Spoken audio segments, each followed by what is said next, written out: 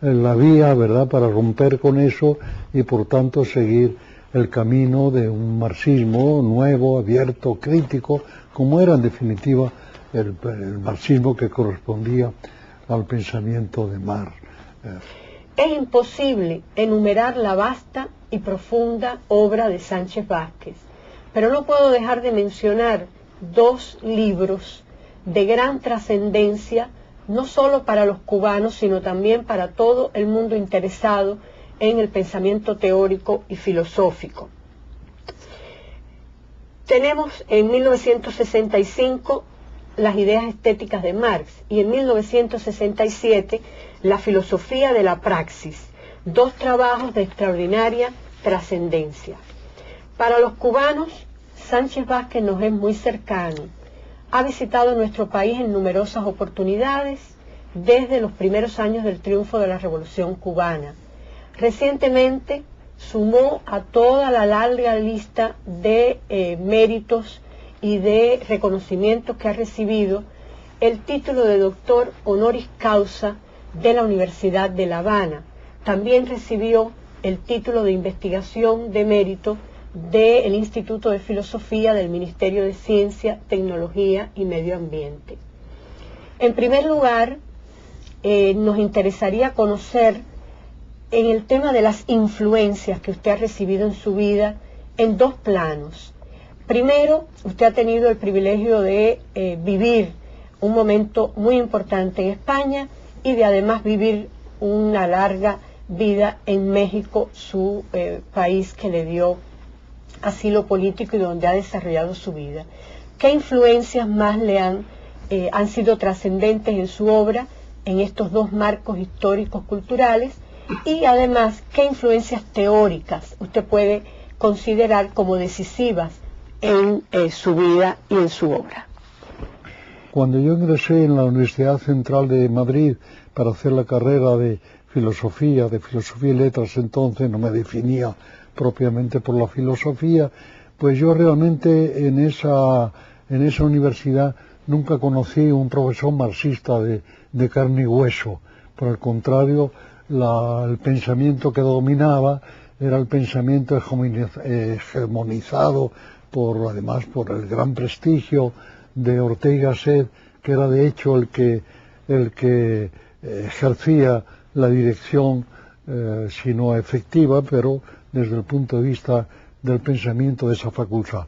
Entonces yo tuve primero, antes que mi incorporación al marxismo en el terreno teórico, pues mi entrada fue realmente por el terreno de la práctica, por de la militancia en las juventudes comunistas españolas. Y fue por otra parte, en el marco de esta militancia, pues claro está, nos sosteníamos teóricamente en un marxismo dominante en la época, un marxismo teóricamente muy cerrado, muy dogmático, muy poco favorable, diríamos, a la profundización en los problemas teóricos, de manera que en el aspecto teórico casi nací un poco huérfanos de la influencia, salvo las que ya tardíamente pude recibir ya en el exilio, sobre todo en contacto con el pensamiento marxista europeo, occidental, donde se planteaban ya ciertas inquietudes, ciertas inconformidades con ese marxismo oficial dominante. Entonces, mi lectura de los trabajos de Lukács, de Gramsci, de Kors, ¿verdad?, de los marxistas franceses de los años 50 y 60 y de los italianos, puedo decir que influyeron en cierto modo ya en mi pensamiento. Y en América Latina yo me beneficié con el contacto con el pensamiento de Mariátegui. Mariátegui representaba también, en el marco de este marxismo cerrado, representaba una ventana, desde luego, bastante luminosa.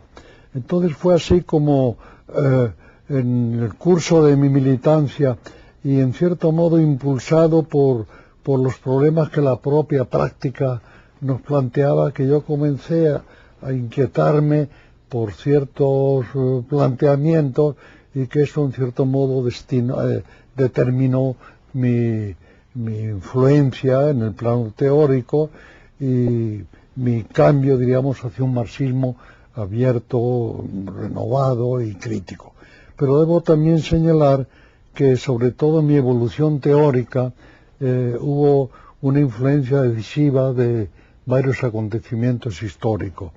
En primer lugar, el 22 Congreso del Partido Comunista de la Unión Soviética, donde se denunció por Khrushchev todos los horrores del estalinismo, ejerció en mí naturalmente una influencia muy importante. El otro hecho histórico importantísimo para mí fue al que usted se ha referido, que es justamente la Revolución Cubana. La Revolución Cubana, por su carácter de sus orígenes, que tenía, diríamos, un carácter heterodoxo, que venía en cierto modo a contradecir ciertos principios admitidos incondicionalmente por el marxismo tradicional en cuanto al sujeto revolucionario, en cuanto al carácter de la revolución, etcétera, etcétera, influyó en mí y me beneficié yo muy favorable y extraordinariamente de lo que la Revolución Cubana representaba, y sobre todo en mis primeras visitas a Cuba, que fueron prácticamente en los primeros años de la Revolución. No sé, recuerdo si fue la primera visita en el año 62 o 63. 62. De manera que este sería en cierto modo las influencias que yo he podido recoger. Usted ha formado parte de un movimiento renovador del marxismo que lo concibe como filosofía de la praxis, sí, y que precisamente ha sido un mentiz a las posiciones dogmáticas. Podemos decir que a mí me parece que la validez del marxismo se reafirma justamente en la medida en que se abandona esa concepción dogmática tradicional del marxismo que dominó en la Unión Soviética y que a mi modo de ver pues no era una concepción fiel al pensamiento originario de Marx para mí, y eso me parece que es medular en la filosofía de la praxis. El marxismo, ¿verdad?, pues está contenido en su naturaleza más auténtica en la famosa tesis 11 de Marx sobre Feuerbach, que centra, diríamos, la prioridad de la atención del marxismo en la práctica.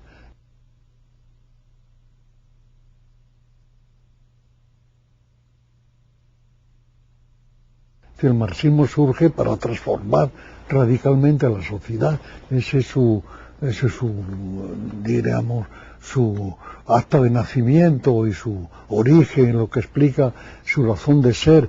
Y lo distintivo del marxismo es que ese proyecto de emancipación trata de fundarlo objetiva, racionalmente, y por tanto hacer posible su realización. Yo le pregunto, ¿cómo valora usted hoy su propia concepción de filosofía de la praxis, teniendo en cuenta el complejo contexto contemporáneo, signado por un imperialismo global y por las necesarias búsquedas de alternativas al capitalismo cada vez más deshumanizado? ¿Cómo usted valora la filosofía de la praxis en el contexto actual? Yo creo que los revolucionarios en nuestro tiempo estamos obligados a una reivindicación de la razón, porque naturalmente nosotros solamente podemos concebir un proyecto de emancipación que esté fundado racionalmente, que esté basado en una apreciación y un conocimiento de la realidad. Sí. Ciertamente la razón, diríamos, la apoteosis de la razón que viene con la Ilustración en el siglo XVIII, pues hemos visto, como ya la Escuela de Frankfurt puso manifiesto, como la razón encarnada por la ciencia y la tecnología puede tener un uso, ¿verdad?, en un sistema depredador como el capitalismo, de servir justamente no a los fines de liberación y emancipación que aquella razón, ¿verdad?, sostenía, sino justamente a lo contrario. De manera que sí hay ciertos signos, ¿verdad?, de una crisis de esta razón, y por otra parte ciertas ideologías burguesas, capitalistas de nuestro tiempo, pues naturalmente han contribuido a profundizar esta crisis de la razón. Por ejemplo, el pensamiento que yo me refería, llamado pensamiento débil o posmoderno, que dice que puesto que la razón se ha hundido completamente, puesto que nada tiene razón, puesto que nada tiene una justificación racional, pues el intento de una causa emancipatoria no tiene ningún carácter, ningún sentido racional.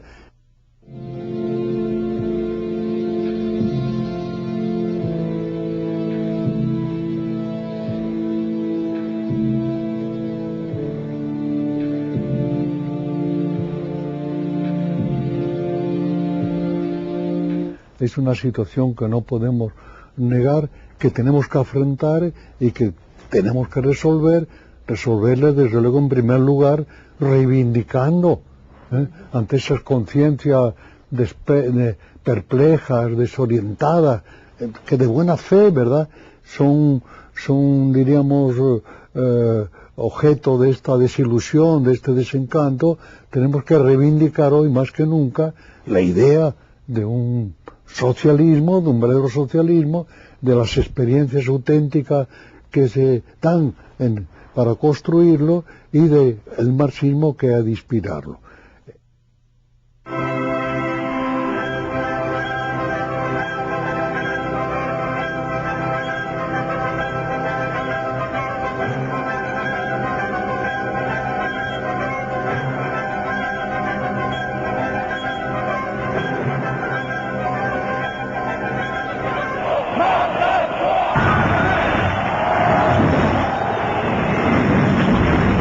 Hoy la necesidad de esa transformación radical de la sociedad presente es hoy más necesaria y más deseable que nunca, pero no podemos desconocer la situación de crisis en que nos encontramos, sobre todo a partir del hundimiento de lo que se llamó el socialismo real, o un tipo de sociedad que pasaba por socialista y que yo ya 8 o 10 años antes de que se derrumbara, pues ya traté de demostrar que no era una sociedad propiamente socialista.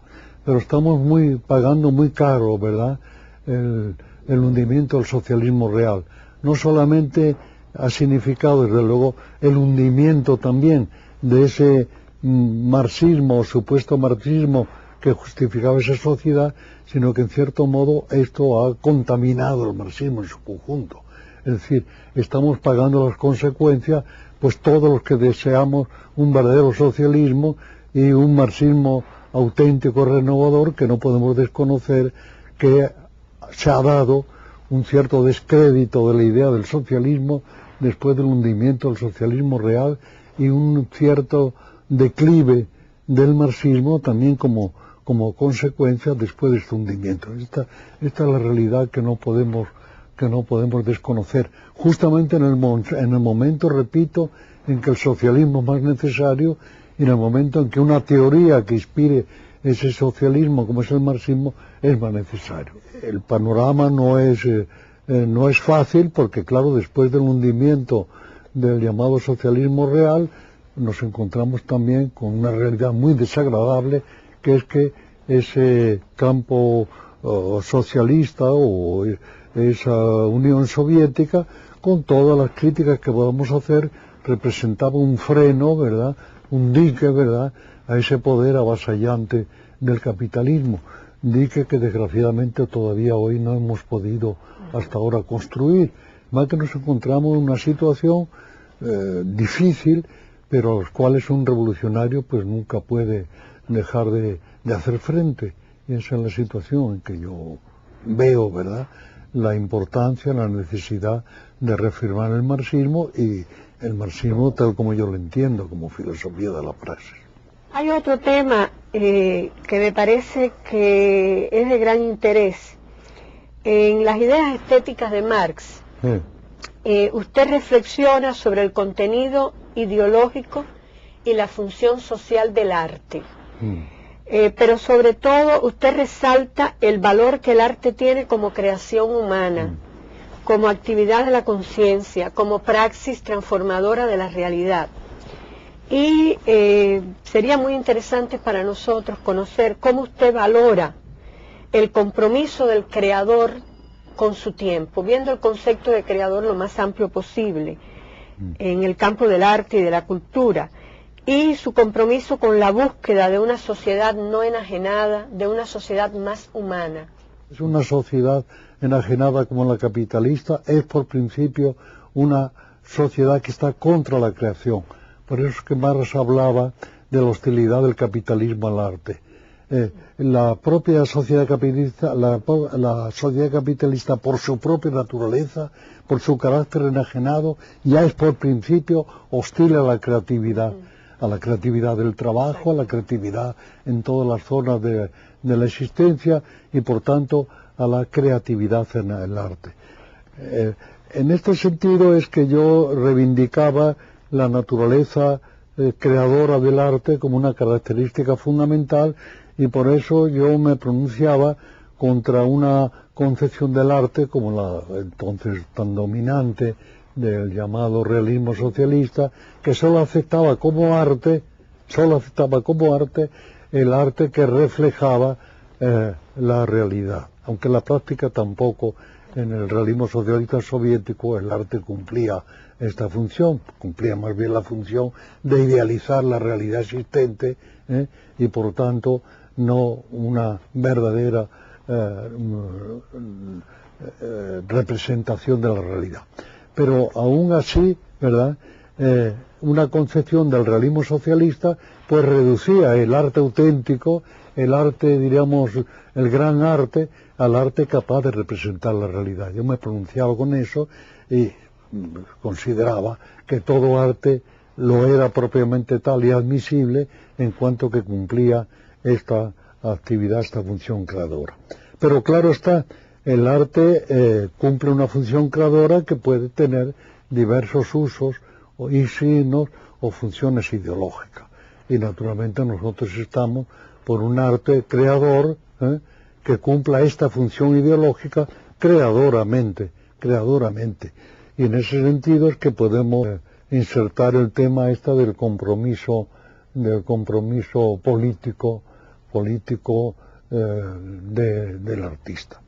Yo creo que el tema del compromiso hay que entenderlo obviamente no en el sentido burgués dominante de que el artista o el intelectual en general, porque esto puede extenderse al intelectual en general, de que supuestamente el intelectual solamente tiene compromiso con su obra, el filósofo con la obra en cuanto que aspira a la verdad, el artista en cuanto que aspira a la belleza, etcétera, etcétera. Yo pienso, ¿verdad?, que la obra de arte, en cuanto que tiene efectos sociales, independientemente que se lo proponga o no el creador, en cuanto que afecta, diríamos, a la sociedad, en cuanto que el contenido de ideas del arte afecta a los otros, pues hay una responsabilidad del artista con respecto a ese efecto que la obra de arte tiene. Comprometido no quiere decir que esté comprometido en un sentido militante o en un sentido partidario, sino comprometido en el sentido de que la obra tiene consecuencias que el artista debe asumir y debe por tanto estar comprometido. Hoy la idea del compromiso del artista está un poco desacreditada en los medios intelectuales y académicos, pero creo que hay que volver a ella y reivindicar justamente este compromiso del artista y del intelectual en general. Nosotros en Cuba tenemos la convicción, y ha sido plasmado desde diferentes vías, incluso por nuestros dirigentes, el papel de la cultura y de la educación en el contexto contemporáneo. Y realmente en este nuevo contexto, o llamado nuevo contexto, de injerencismo norteamericano, que no es tan nuevo, este tema adquiere una relevancia extraordinaria. Y me gustaría entonces, bueno, que usted abundara sobre el papel que usted considera tiene la cultura, tiene la educación, la ciencia, la filosofía y por supuesto los científicos, los filósofos, los educadores, para contrarrestar la necesaria labor de contrarrestar la violencia y la deshumanización imperialista que hoy se ha adueñado de este mundo. Creo que esto es algo que merecería alguna reflexión de su parte tan autorizada. Bueno, yo creo que efectivamente una de las cosas características en nuestra época es el poder, diríamos, deformador, como hasta entonces no habíamos conocido, ¿no?, en el aspecto ideológico, ¿no?, por parte de los medios difusivos, masivos de comunicación. En este sentido, el poder, la capacidad de deformación del capitalismo, del imperialismo, tiene dimensiones que nunca hemos conocido. Y en la medida en que ese poder de deformación de las conciencias, ¿verdad?, de separación, veríamos, de una verdadera comprensión y valoración de la realidad se ha agigantado, en esa medida el papel, diríamos, de la formación cultural, de la educación, del proceso de enriquecimiento ideológico, de elevación de la conciencia, pues se ha hecho más necesario, más urgente que nunca. ¿Cómo usted valora este nexo entre docencia, investigación, actividad encaminada a una transformación de la realidad? ¿Cómo usted integra estos tres momentos? Bueno, mire, hay una tendencia a separar la docencia y la investigación. Por ejemplo, en la UNAM pues tenemos los institutos, edificios independientes, alejados de las facultades, y prácticamente no hay mucha conexión entre la docencia y la investigación. Yo lo considero un profundo error. Me parece que la docencia, sobre todo la docencia que se desarrolla ya a un alto nivel, a un nivel universitario, pues no puede prescindir de la investigación. Es decir, un curso a nivel superior supone una investigación previa, ¿no?, si no quiere ser una pura repetición de cosas sabidas. En mi experiencia personal, pues una gran parte de mis libros son frutos, diríamos, de las propias clases. Por ejemplo, el libro Filosofía y Economía en el Joven Marx, yo lo di primeramente en un seminario. Mi libro sobre Althusser fue también producto de mi trabajo en un seminario y por tanto del diálogo, de la discusión. Por eso es que yo he dicho alguna vez que yo considero a mis alumnos como autores también involuntarios de mis libros, aunque yo sea en última instancia el responsable, ¿verdad? Yo siempre pienso, ¿verdad?, en los lectores que puedo tener más allá del recinto académico, y siempre pienso en los efectos que mi obra pueda tener más allá de la academia. Naturalmente, esta concepción de la extensión, diríamos, del trabajo de investigación más allá de la academia, claro, esta supone obviamente una concepción, una toma de posición ante los valores, ante la cultura, etcétera, porque muchos investigadores piensan que su misión se reduce justamente a lo que hace dentro de su cubículo y sin preocuparse de los efectos que puede tener fuera de él. Entonces me parece que es importantísimo, por un lado, la unidad indisoluble entre docencia e investigación, y sobre todo el pensar que cuando investigamos en función, diríamos, de una realidad que ha de recoger los efectos de esa investigación.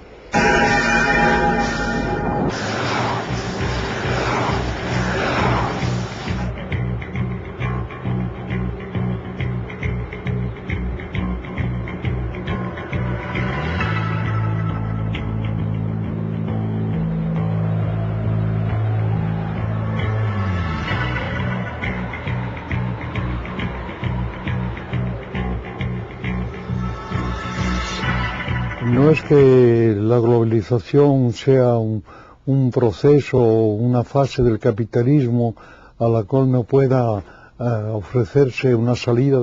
Marx, desde el Manifiesto Comunista, con Engels está hablando del desarrollo creciente, de la tendencia ilimitada del capitalismo a expandirse, a mundializarse, además que la globalización viene a ser la confirmación actual y más plena de algo que dijo Marx, Además que en este sentido nos encontramos una fase de desarrollo del capitalismo, claro, con un poder hoy avasallante, ¿verdad?, de expansión que hasta entonces no habíamos conocido. Pero pienso también, ¿verdad?, que esta tendencia del capitalismo, esta tendencia globalizante, pues obviamente requiere una alternativa que todavía no está clara, no está precisa, aunque sí está claro la necesidad de ofrecer esa alternativa. Desgraciadamente, pues ha habido una cierta desmovilización o parálisis en los movimientos revolucionarios, tal como lo hemos concebido tradicionalmente, pero creo que en nuestra época pues comienzan a florecer ciertos signos de vitalidad, ¿verdad?, de manifestación, de organización, de respuesta a este movimiento del globalizar el capitalismo, como representan, diríamos, las grandes movilizaciones contra la guerra que hemos visto en los últimos tiempos, los movimientos sociales de carácter antiglobalizador, ¿verdad?, donde vemos naturalmente cómo se incorporan a estos movimientos que obviamente tienen un signo, no está definido por ellos todavía la alternativa socialista, pero lo que sí está claro es que tienen un carácter ya anticapitalista. Ahí ya diríamos un carácter anticapitalista de estos movimientos que engloban además a las más amplias fuerzas sociales. Entonces yo pienso, ¿verdad?, que ciertamente el capitalismo en este momento no es viable, no está a la vista, diríamos, la alternativa que podría desplazarlo, pero creo que ya hay signos que son bastante claros de cómo se puede dar una respuesta a este desarrollo, a este proceso globalizador capitalista.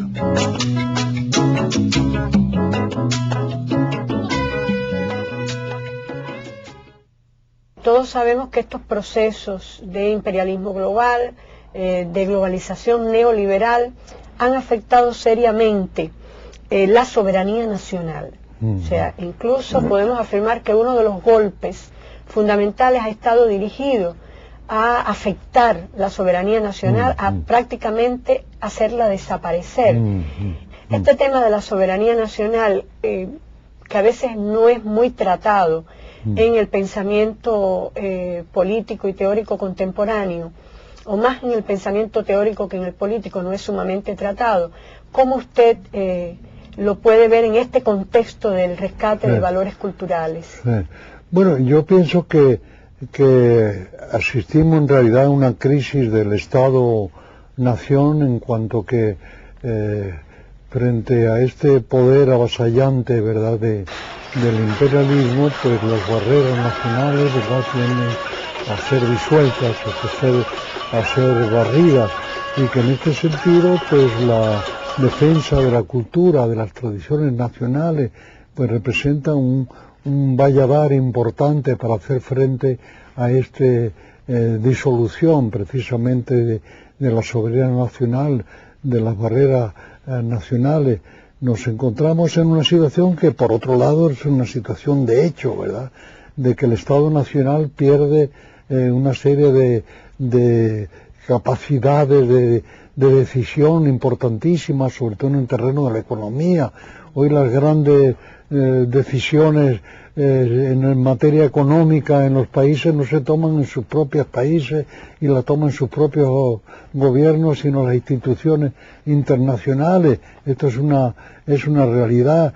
Luego el poder también avasallante de los medios culturales, ¿verdad?, sujetos también a esta subordinación, lo que se ve claramente en el terreno cinematográfico. Por ejemplo, en México los productores de sus películas nacionales no encuentran cines donde exhibir sus películas, pero que los grandes cines están en manos de la distribuidora norteamericana, ¿no?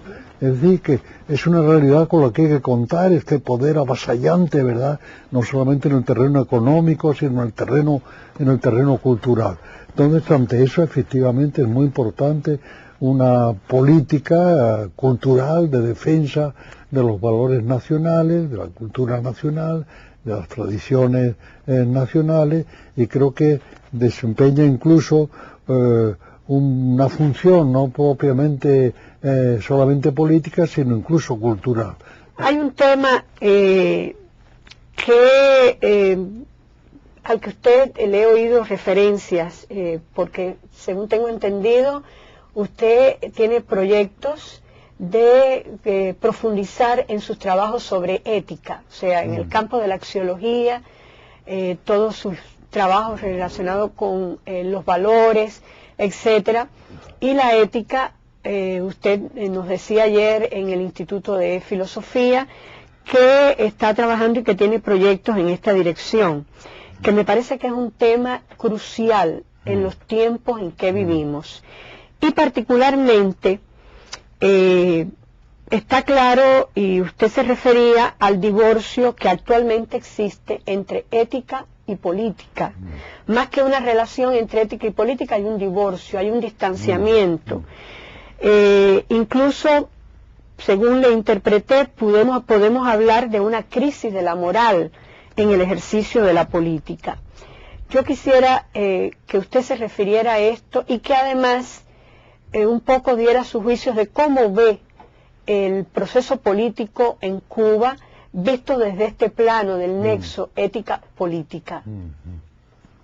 Sí, efectivamente yo como marxista me he encontrado, ¿verdad?, que en la teoría marxista, diríamos, vista en su conjunto, hemos encontrado una elaboración, y una elaboración desde luego de altos niveles en el terreno de la economía, en el terreno de la política, en el terreno de la estética. Ya las aportaciones del marxismo, sobre todo el marxismo clásico, eran más limitadas, y en el campo de la ética, de la moral, pues prácticamente era un terreno apenas cultivado por el marxismo. Marx dio algunas indicaciones importantes, de principios básicos para una moral de tipo socialista, ¿verdad?, fundamentada por el marxismo, pero realmente es poco lo que encontrábamos. Entonces, una carencia, ¿verdad?, en el pensamiento marxista en el terreno de la ética, en el terreno de la moral, es indiscutible. Y frente a esta realidad me encontraba también con la característica de la política existente, ¿verdad?, de un divorcio entre la política y la moral.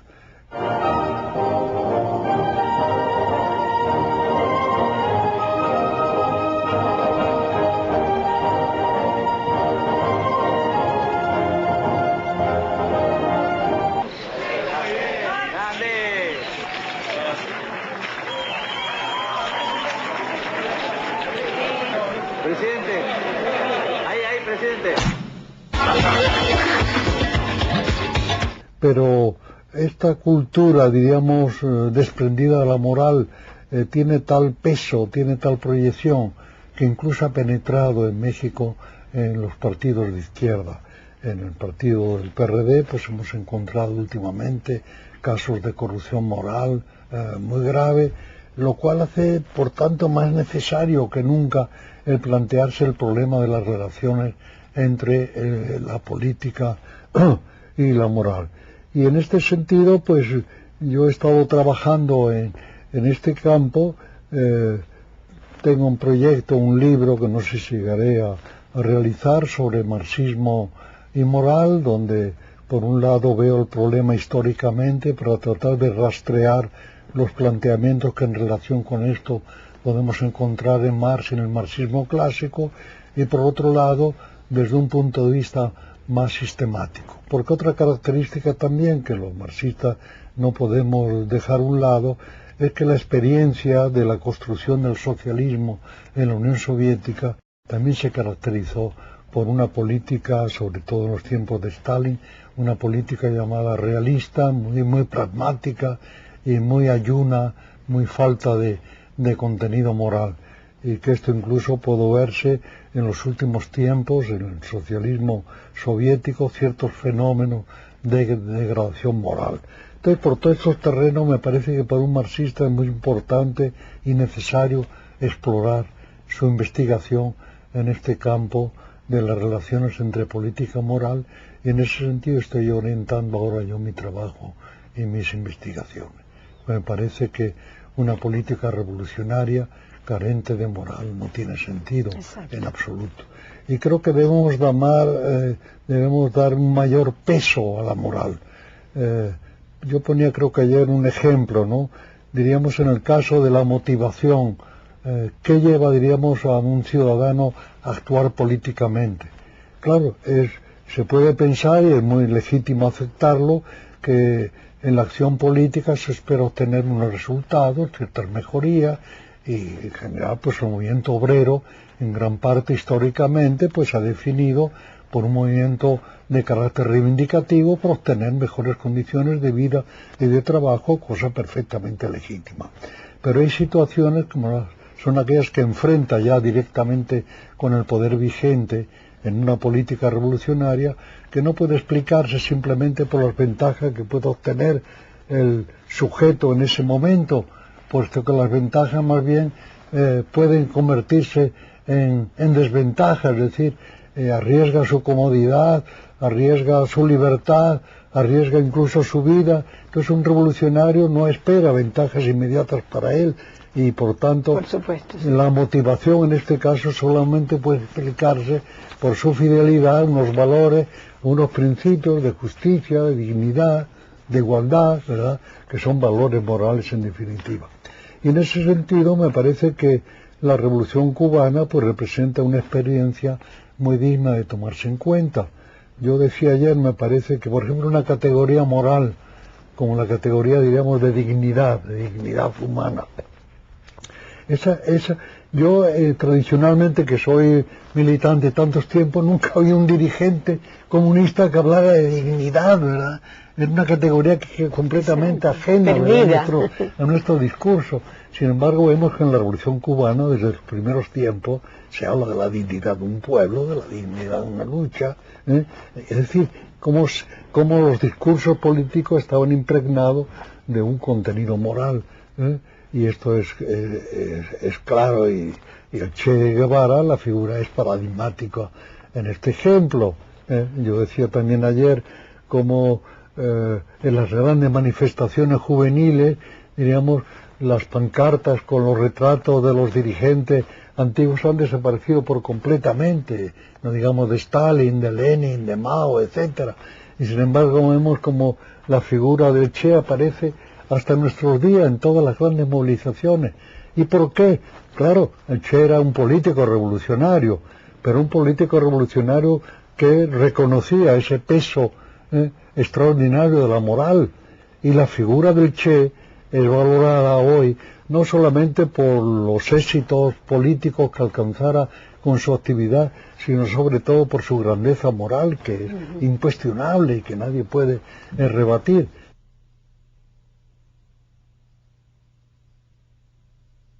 Las recomendaciones es ser fiel, ¿verdad?, diríamos, a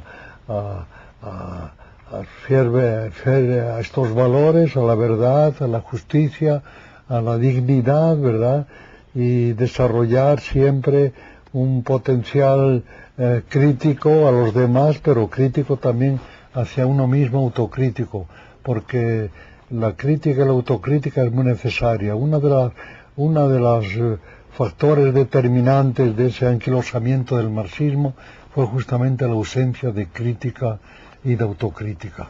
Donde desaparece la crítica y la autocrítica, se paraliza, por tanto, la capacidad de creación, la capacidad de investigación.